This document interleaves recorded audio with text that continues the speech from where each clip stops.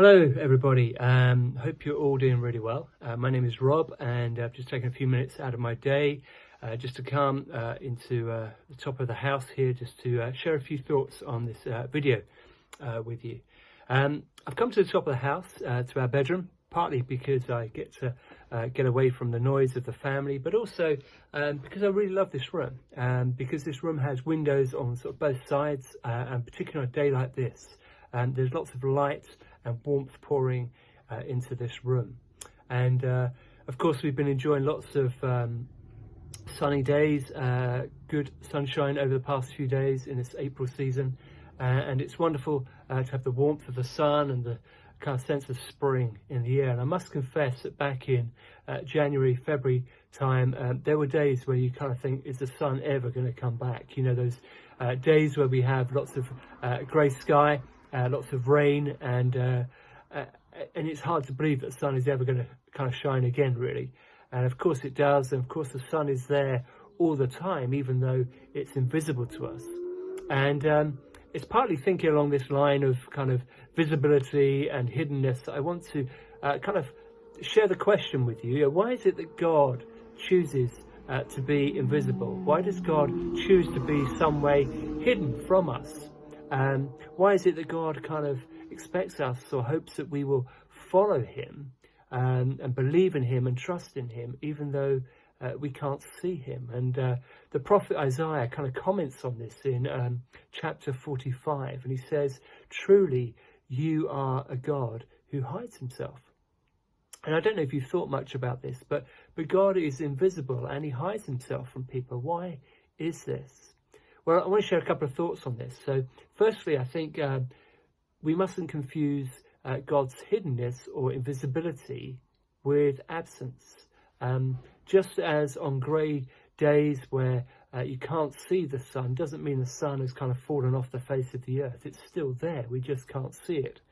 And we have lots of promises in Scripture about God being with us, God will never leave us and forsake us, that he is with us even though we can't see him. So his invisibility is not the same as his absence. But the second thought is that God's invisibility is actually for human benefit. It's for our benefit, and it's God's kindness to us that he hides himself in some way, that he's invisible to us. And the reason is this, is if God was kind of fully present to us in all his glory and majesty and his power, then I think it would simply overwhelm us.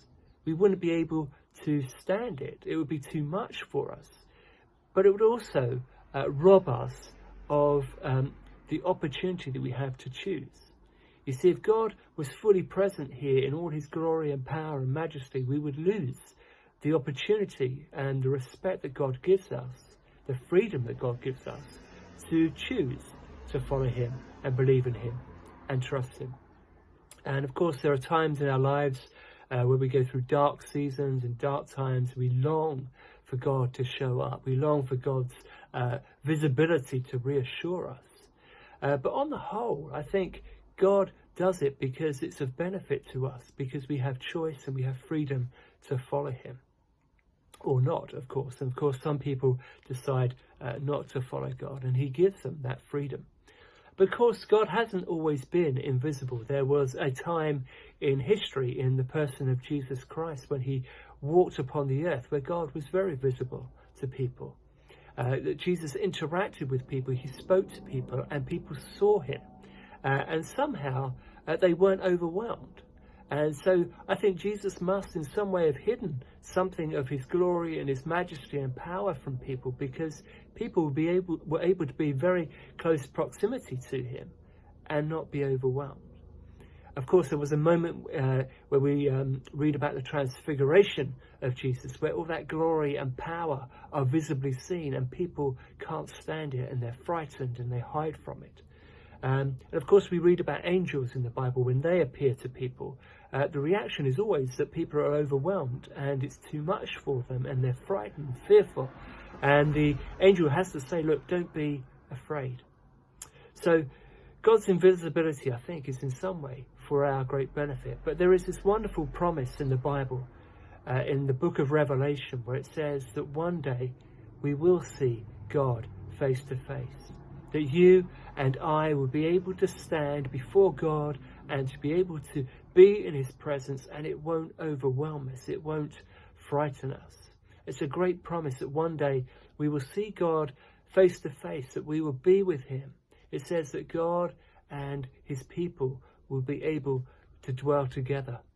And we will have great vision of God, but also of our lives. I think our lives, when we look back at all those difficult times, those things that we find hard to understand now with our limited vision, will make sense to us on that day when we are with God, fully present in his presence.